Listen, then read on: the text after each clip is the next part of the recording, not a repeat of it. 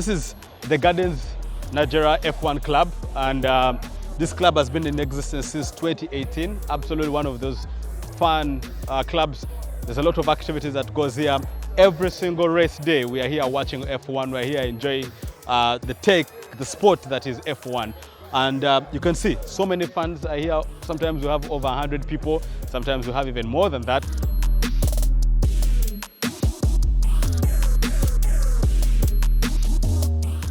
Welcome to the very first race of the season. It's long awaited. It's been 3 months. Yeah. Almost. It feels like 4. Yeah. We're finally here. We're finally here, and it's really amazing, and I'm loving it. So I'm hoping. Are you loving it?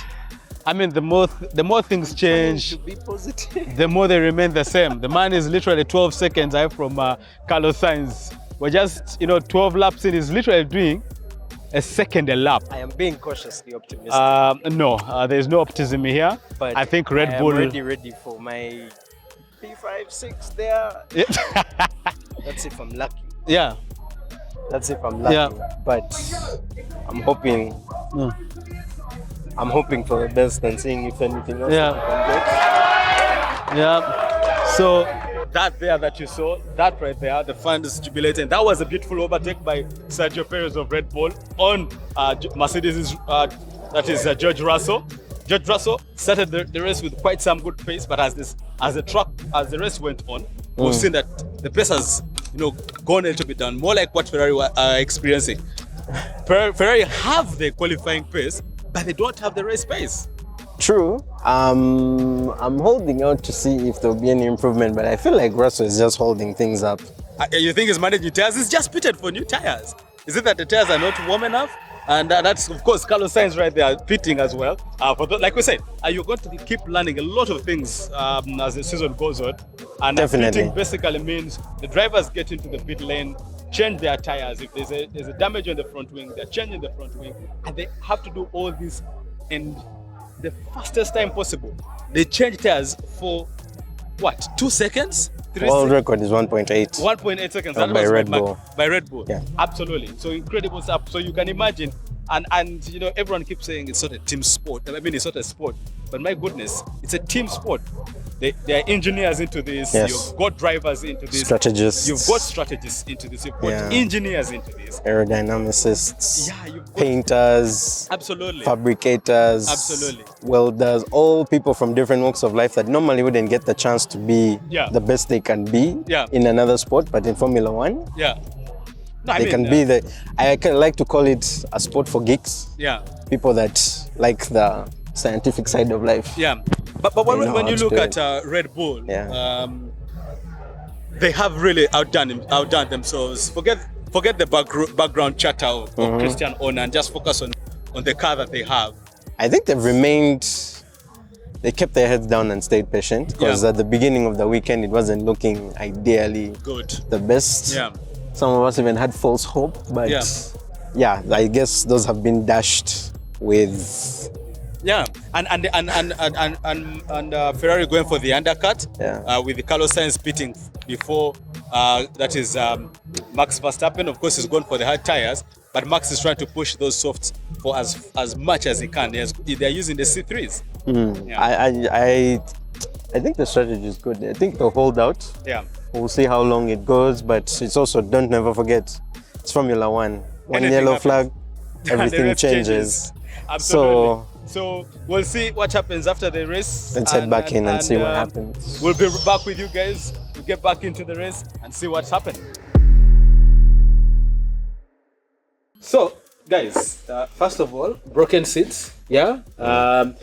Mercedes has started its hate game on Ferrari's driver, giving a guy a car that is, well, for lack of a better word, shit.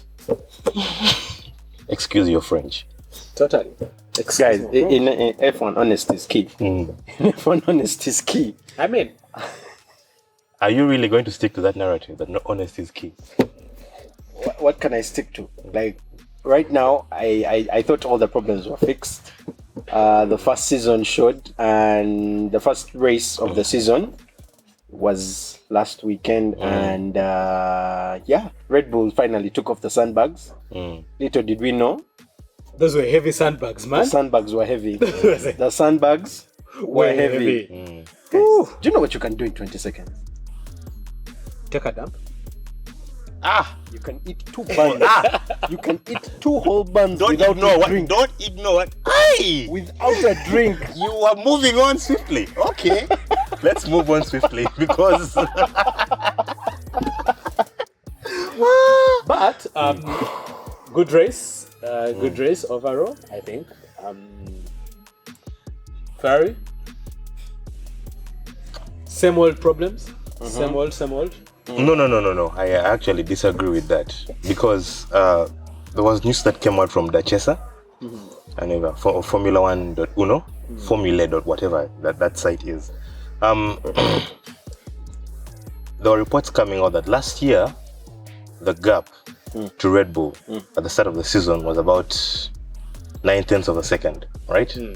This year that has been more than halved. And if you remember properly, after the summer break last year when Ferrari shifted to the outwash concept, the downwash concept, they made significant gains to Red Bull, and by the end of the season they were actually fighting Red Bull.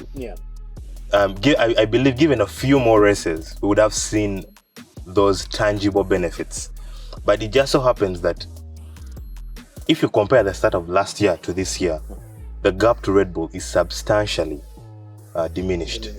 So it makes sense for us. Yes, I'm being optimistic. I get that. I get all that. But it makes sense that it's a case of being a Leclerc fan. Go on. Okay. Sajono. We're international friends. This man here. Anyway, but you see, the thing is, with Ferrari, we won't know how good they are, like how really good that Red Bull actually know how good they are already. Like that's They woke up. like they walk out exactly like that. We already know. Ferrari, on the other hand, are a bit of an unknown. I want to say because they are still in the early stages of this new concept for them.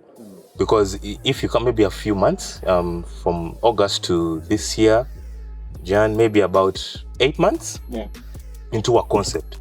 Red Bull are 3 years into a concept. Yeah. So obviously there won't be any parity in performance. Absolutely. But the telltale signs are there. Last year's our biggest Achilles heel was tire wear.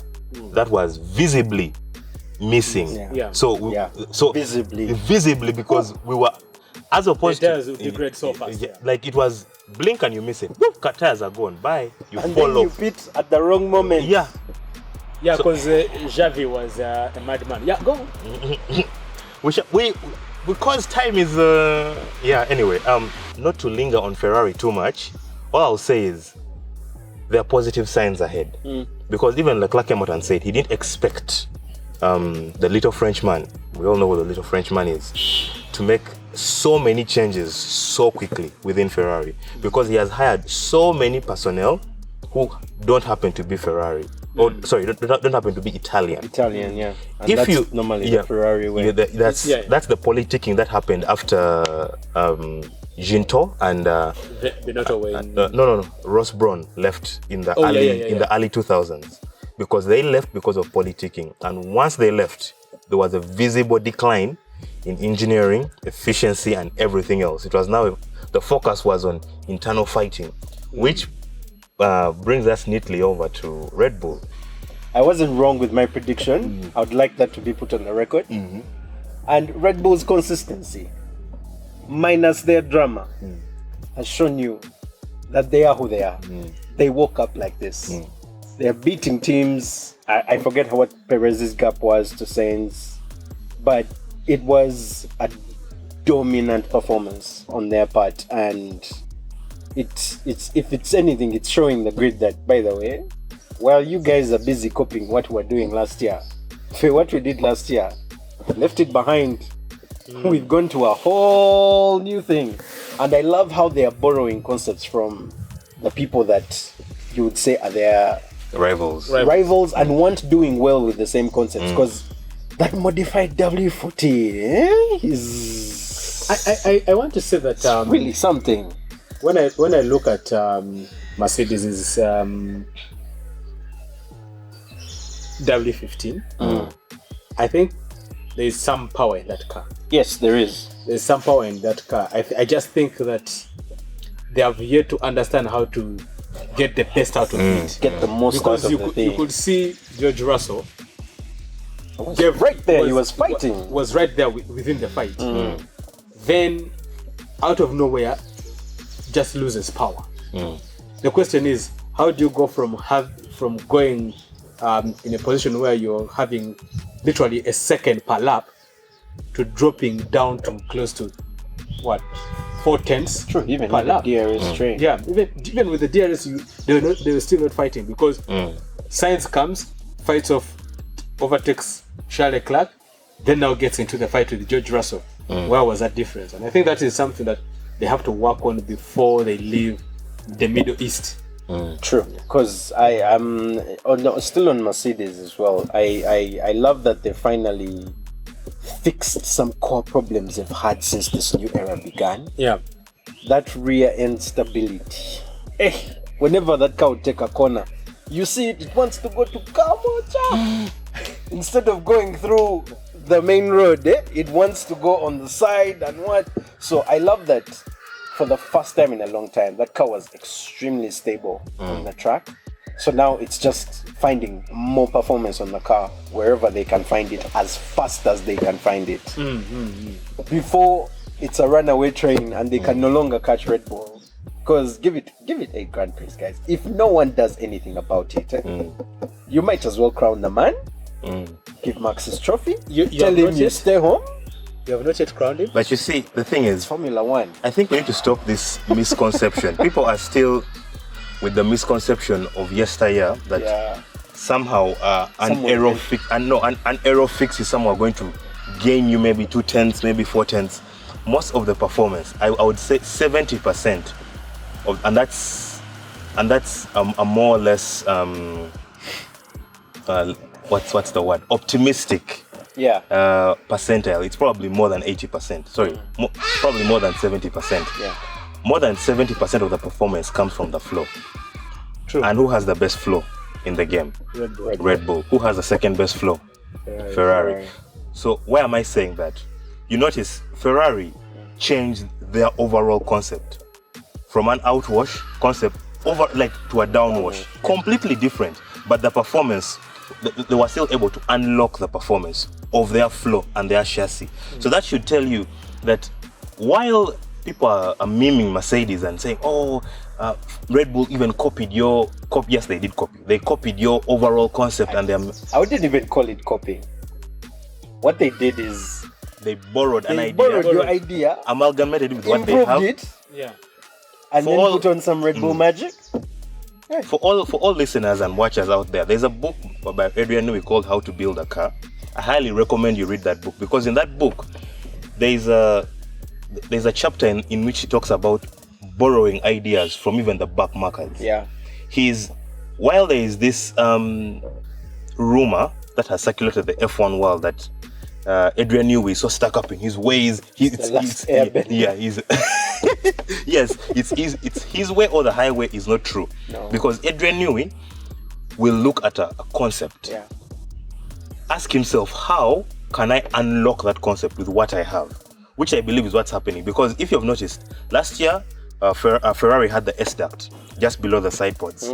This year everyone is talking about it like it's a revolution. Yeah. Red Bull just saw what Ferrari were doing, asked themselves, how can we incorporate that into our design?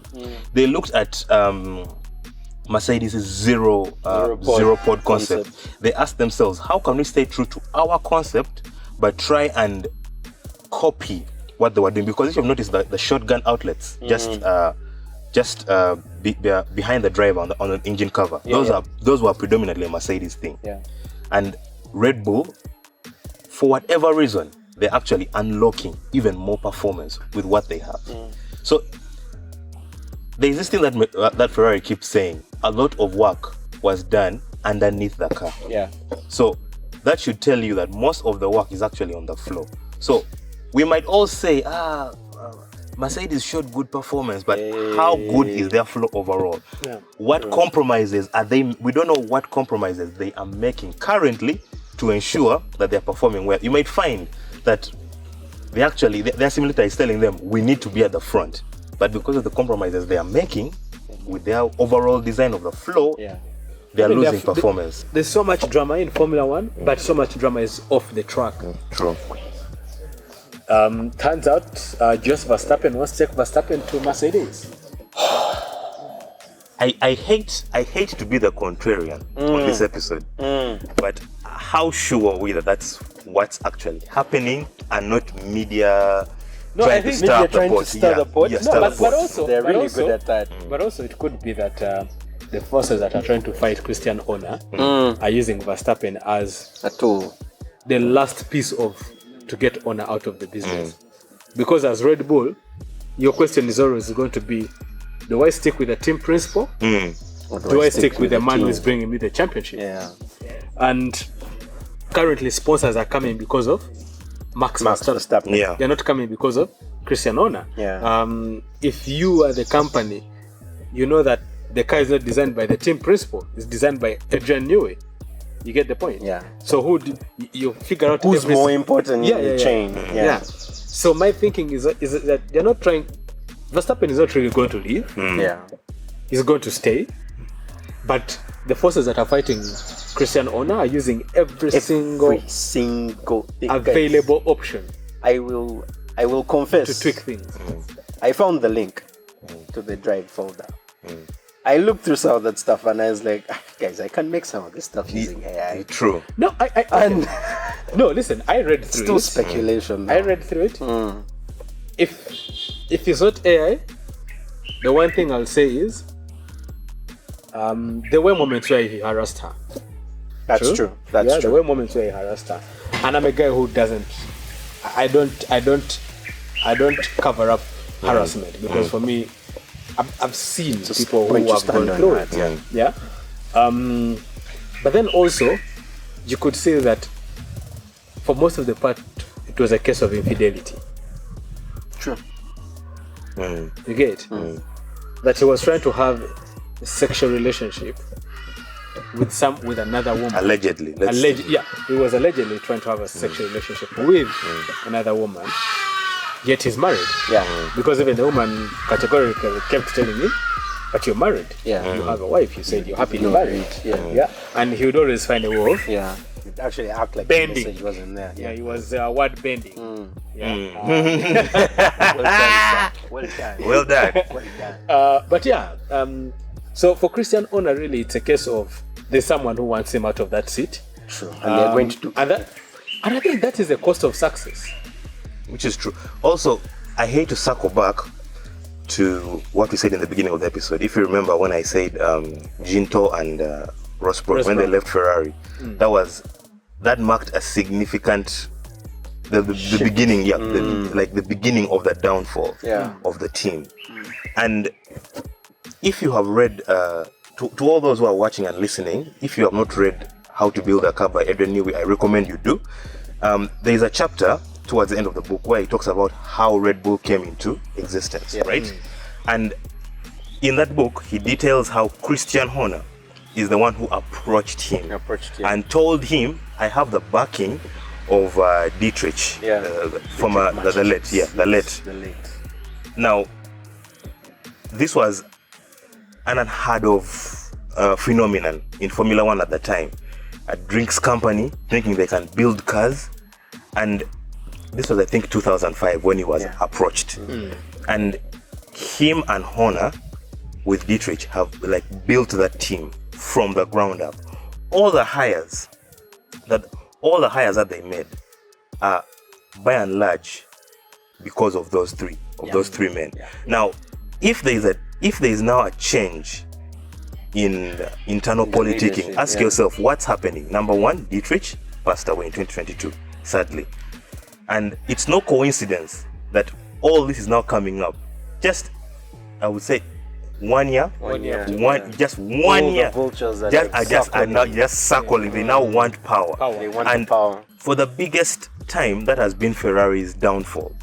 Internal politicking. Now, Red Bull fans, I don't want to be the bearer of doom or prophet of doom, but we can always learn from the past. Be a bearer of caution. Of caution to you guys, because as you have it good right now, I would ask yourself, how much of the success is because of Christian Horner?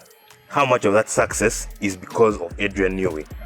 How much of that success is because of all the hires that they have made and the camaraderie within the team that they fostered? Ask yourselves that question, because Keeping in mind that Christian Horner came in at the age of 30. so he was a relatively young man. And he's grown with the team. He won with Seb. He's gone on to win with Max. No, actually, before you go to Max, he won with Seb.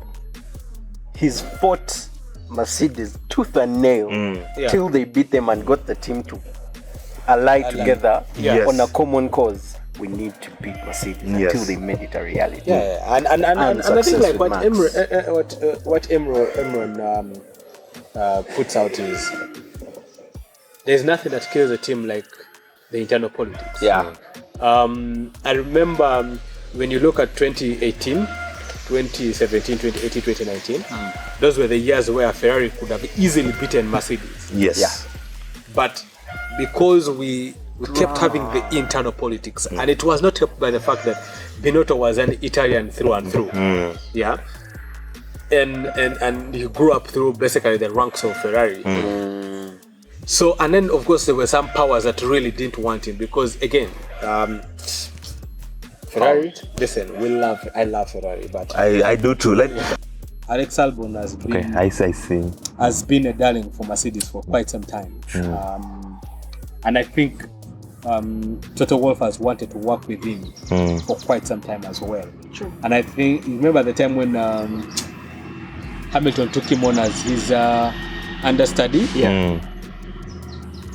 I can see how he gets that seat. He could be in that seat. I mean, he's already primed. He's in the right team. Absolutely. Yeah. So that's it for me. It's a good one. But guys, Saudi Arabia this weekend, this Saturday by the way, guys. Saturday. Yeah, this Saturday. How many slow corners? There are two. They only have 2 slow corners. What are slow corners? What are slow corners in Saudi Arabia? What are slow corners? Anyone who may not know what a slow corner is. It is ideally a corner that you're taking at less than 80 miles. 80 miles? 80 miles. 80 miles per 80 hour. kph? So most of these guys on this stands, they go 150, 130. Guys, Saudi Arabia is the fastest city track in the world. These guys are at full send. 80%. 80% of the race. There's a new track there. Oh, I saw it, and I was like, politicking aside, guys, like politics aside and all that, just looking at the track purely as a visual spectacle, and I mean visual spectacle in terms of racing. yes, That's it. It looks, because for the longest time, my criticism with the TLK and Herman TLK, the current Formula One truck designer, de facto designer, his trucks have been samey. You see Sochi, you see you know, it's a long straight coupled up with a slow corner leading into a series of S's. Then it's literally like textbook TLK trucks. But man is literally talking about I would love to see a Red Bull and a Ferrari battling it out, going up the hill. Are they going up or down? I think it's is it? There's up then down. There's an up and there's a down. Because it's 20 stories. 20 up. stories. Yes. So it's a climb and then Imagine the a dog decline. fights. Yep. Going uphill. Because my favorite 20 stories. corner, Radillion and Rouge at Spa. Now, those series of corners are iconic because of the elevation change. Now we all know the Saudis. They have the money, but they probably hired whoever designed this track. I personally don't know. Maybe my co-hosts do know. I personally don't know. But whoever designed this track did their homework. They knew what they were doing. Because they look they looked at what the criticisms have been for tilke trucks. What can we change? Yeah. Yes, the elevation is artificial, but who cares? Yeah. That's an elevation. but That's an also- hey! You forget it's Formula One. It is the pinnacle of tech. motorsport, Of motorsport. tech, Everything. Yeah. Yeah. But, So- so guys, back to Jeddah. Yes. Who wins? Okay, whoever wins, we know. Max Verstappen. But by what margin is what's important? That's the question. Is this a point where Ferrari makes significant improvement in this track and first of all shake off Sergio Perez and now get themselves into proper contention to chase after Max? I would say this is probably Ferrari's biggest test to determine whether they still have their straight line speed, because we all know it's not secret. Ferrari have the most powerful engine. Yes. But in these regulations, engine power It's not is not as important. It's not as important. It's nothing if your flow is not Yes, good. exactly. If your aerodynamics are not, And are not- If your- are not- if your cooling is not good. So yes, while we had the most aggressive car in terms of tire wear the last 2 years, one thing we can always say is our our engine power was blistering. So this should be a good test for Ferrari in terms, because in testing, one of the positives was the drive out of corners. Our acceleration was banan, was amazing. Last weekend, still the same thing. Acceleration, meaning our rear is still as finely tuned as it was previously. That has not been watered down. But to answer Moses' question, I'm going to be a bit negative and say no, this is not the weekend we see it. This would be the weekend we see Ferrari performing well if, and that's a big if Leclerc can keep his antics in check. Always ifs with Yeah, you guys. they're always ifs related. But I would say to sum it up and answer Moses' question, no. I would say no. I would say this is the weekend where we see Red Bull show their aero efficiency. Yeah. okay.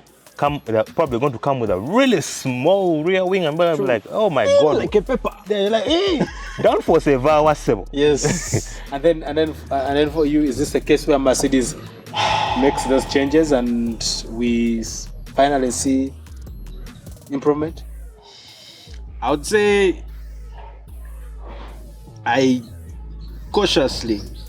extremely cautiously. I don't know what other word I can add before extremely cautiously. I will hope that we can have a better performance. I think in terms of even just morale for the guys who've been breaking their backs the whole winter, working on this car, working on the two cars, making sure that they deliver the best package they could. And then they see what they saw in Bahrain. Yeah. I'm hoping that they have a better placement in terms of qualifiers. Maybe they should prioritize setup for getting a better starting position for the race. Yeah. So showing that, because during the race, granted they didn't have the best starting positions, but Hamilton managed to hold where he was. He did not fall at all. He just managed to go up by 2 places. Russell fought as hard as he could. Made a few DRS trains here and there. So that's why when I saw Russell making a DRS train, I was like, that's what happened. That's how you know there's a slow car Yeah. at the front of the grid. My prediction is that I know they're my guys, but facts are facts. Facts are facts. my prediction is that McLaren are going to make significant improvement. I think they were not happy with their performance. Not at all. In Bahrain. I'm sure Zach Brown never sits back when he doesn't see the results he wants. So I'm expecting McLaren to make significant improvement. My top 5, I'll go with Max at first. Finally, I'm going to have Charles Leclerc second, Carlos Sainz in third. Oh, wow. Perez will come in fourth, and then George Russell will finish the top 5. Surprising. No Hamilton. I don't think Hamilton will still have it in him. I think he'll move out of the ninth, finished 7th? Yeah. No, yeah, 7th. He started 9th, finished 7th. 7th position. But I think that George Russell goes into this with better confidence. Hamilton seems to be moving on quickly. But Hamilton has historically been a slow starter. Into the season, Into the season.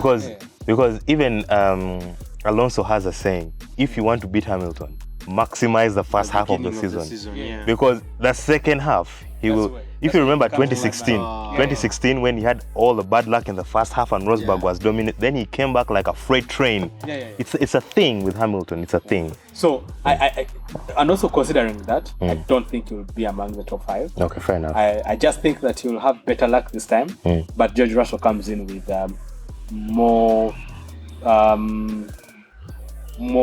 focus. To this. Yeah. Dialed in. Your top 5? Top 5. Max's consistency. King of the streets, Sergio Perez.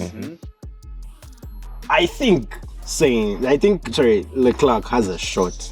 He has a solid shot at this track. And then, if Russell is focused, can be top 4. Sainz? Yes. Sainz. Verstappen? Yeah. Hamilton? And Perez.